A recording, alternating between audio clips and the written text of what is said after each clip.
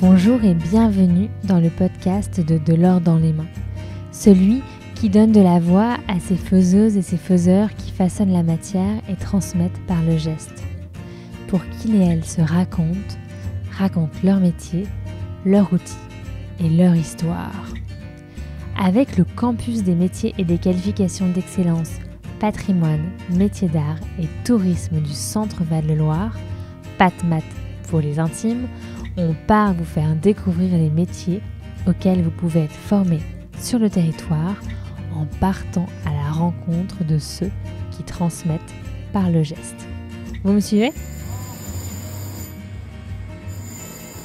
Pour nos 5 premiers épisodes, on vous emmène sur un chantier de restauration, celui de la chapelle Saint-Hubert à Amboise avec Astrid, Evie, Nora, Noélie.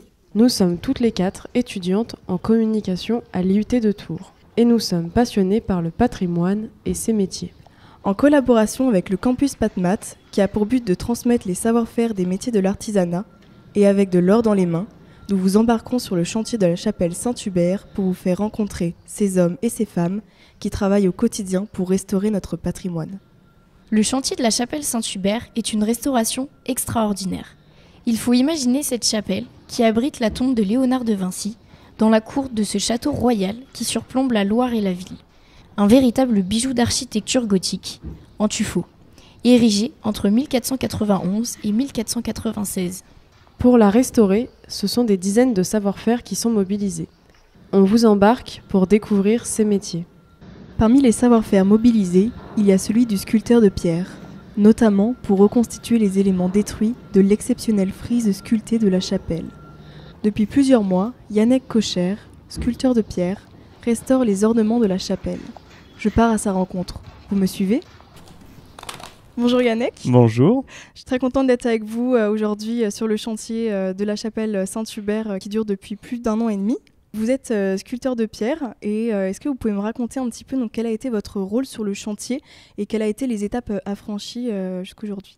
Donc actuellement on est 4 sculpteurs sur pierre à travailler à l'intérieur de la chapelle et sur les extérieurs. Et donc notre rôle c'est de restaurer les frises décoratives de l'intérieur de la chapelle et les décors extérieurs qui ont été abîmés par le temps. Qu'est-ce qui vous a donné envie de faire ce métier ? Est-ce que ça a été une évidence pour vous ? Je dirais que oui, en fait mes études m'ont amené à la sculpture, mais c'est des études qui n'avaient rien à voir avec ce métier au départ, en sachant que je suis passé par l'archéologie.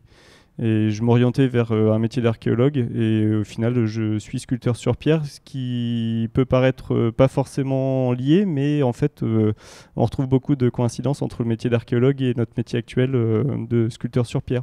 En fait, on va retrouver une phase de découverte d'un site archéologique un petit peu. C'est en gros, on découvre un chantier. Comme on découvre un site archéologique, on va découvrir des vestiges. Et nous, en plus, on va devoir les interpréter et en plus, on va devoir les recréer quand il y a des manques. Par rapport au métier de tailleur de pierre, est-ce que vous trouvez des différences ou est-ce qu'il y a des similitudes Alors, entre les deux métiers sont différents, mais ils sont très liés. On va dire que le tailleur de pierre, il va travailler tout ce qui est géométrique et tout ce qui est structurel sur un bâtiment. Donc lui, il intervient pour que le bâtiment tienne debout. Et nous, on va intervenir que pour le décor, donc ce qui n'est pas forcément structurel. Voilà. Donc on va intervenir en fin de chantier généralement, tout au cours du chantier et en fin de chantier pour faire les finitions sur les décors et faire les décors, alors que le tailleur de pierre, lui, aura changé des pierres pour que le bâtiment tienne debout.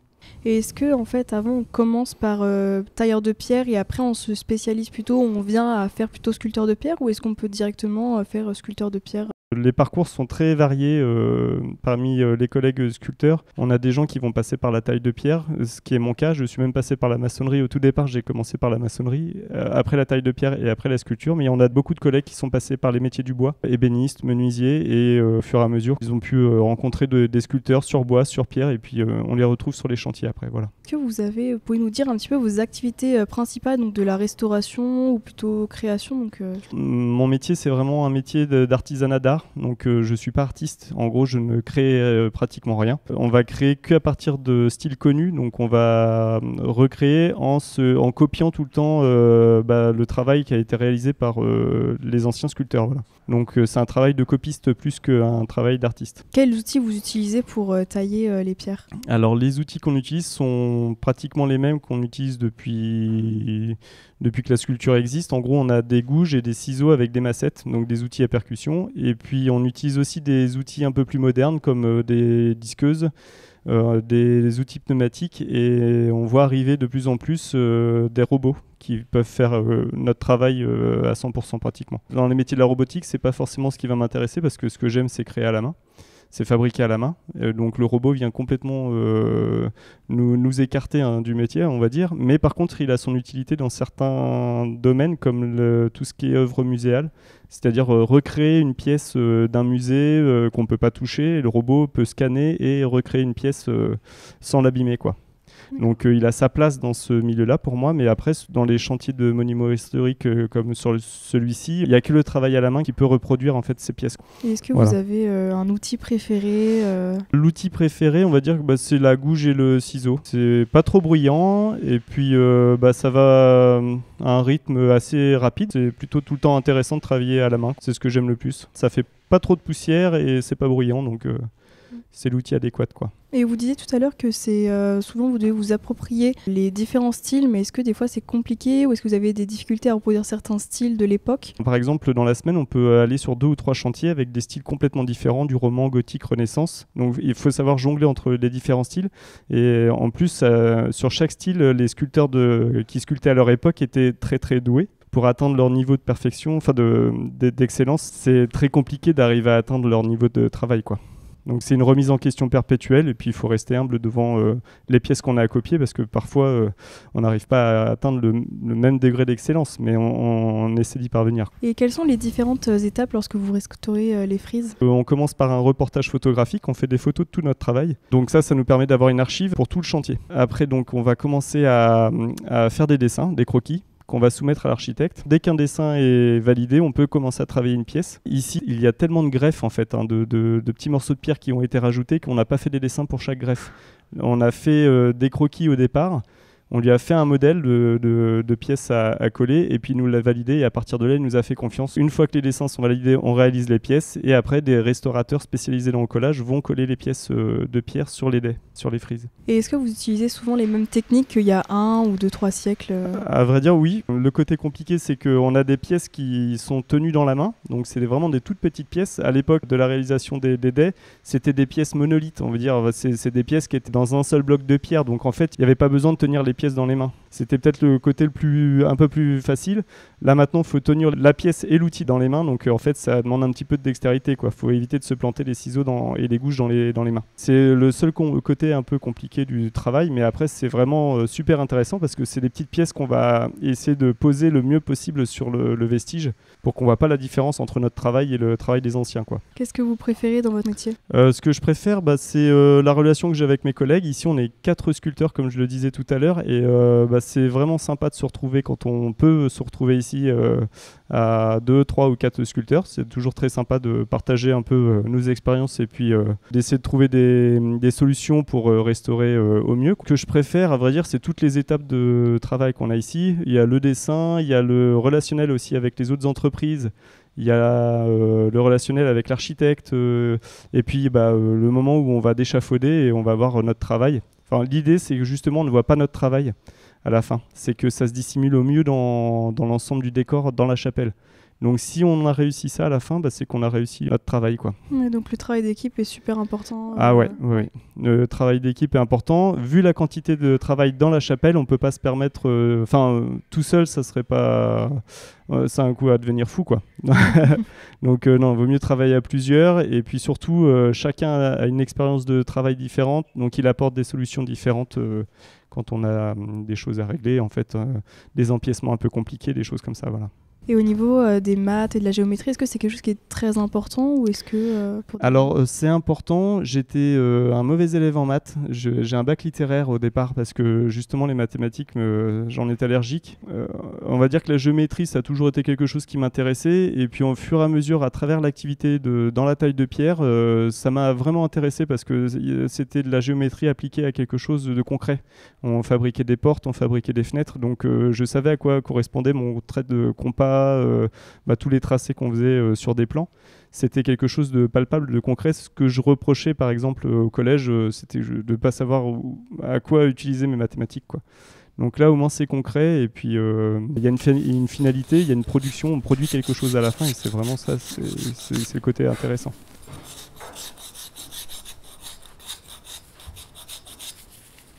Et si vous deviez donner des inconvénients à votre métier, quels seraient-ils ? Alors les inconvénients du métier, il y en a, le travail dehors.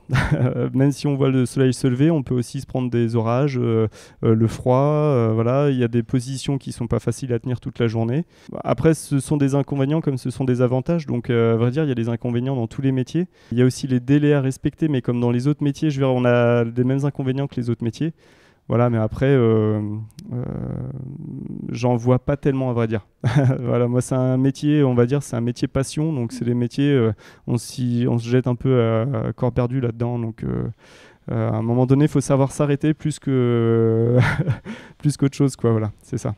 Et est-ce qu'on peut bien gagner sa vie Oui, on peut bien gagner sa vie. En sculpture, on travaille tous les jours et toutes les semaines. Enfin, dans l'année, on pourrait travailler tout le temps, à vrai dire. On gagne sa vie honorablement, oui, comme dans tous les métiers du bâtiment. Je veux dire, après, le plus compliqué, c'est d'arriver à tenir plusieurs chantiers en même temps pour avoir tout le temps une activité, quoi. Voilà. Tant qu'on a une activité sur l'année, il n'y a pas de souci. Voilà, on arrive à avoir une rémunération correcte et puis à vivre normalement, quoi. Et est-ce que vous avez une anecdote à nous raconter sur ce métier ? Chaque chantier, pour moi, c'est un défi, on va dire ça. Donc en fait, ça amène tout le temps... En gros, j'essaie... Alors, ce que j'aimerais à l'idéal, c'est d'avoir des chantiers toujours plus compliqués pour pas me lasser, à vrai dire. Et en fait, tous les chantiers que j'ai eus depuis le début, ça a toujours... En fait, on le prend comme quelque chose de compliqué, plus compliqué que le précédent chantier. On essaie de faire toujours mieux. Et donc, on essaie de rester humble parce qu'en fait, c'est un métier dans lequel on apprend toujours, en fait. On apprend toujours à se perfectionner. Et puis au final, voilà, c'est ce qui nous permet de s'épanouir dans notre métier, quoi. Et est-ce que vous avez eu un chantier préféré que vous avez déjà effectué ? Alors un chantier préféré, oui, c'est quand j'ai rencontré un de mes collègues, c'est un chantier à Saint-Malo. C'était un chantier qui est situé au large de Saint-Malo, à 4 km en pleine mer. Et on a réalisé avec un de mes collègues sur la chapelle un trophée d'armes et qui est placé en pleine mer, quoi. Donc déjà on le voit pas du tout, donc les gens peuvent pas aller l'admirer parce qu'il est en pleine mer, donc à part si on a des bateaux. Et c'était surtout un gros chantier, moi j'en avais jamais fait comme ça et j'ai appris plein de choses dessus, quoi, voilà. Donc c'était du monumental, on a sculpté des grosses pierres, c'était vraiment très sympa.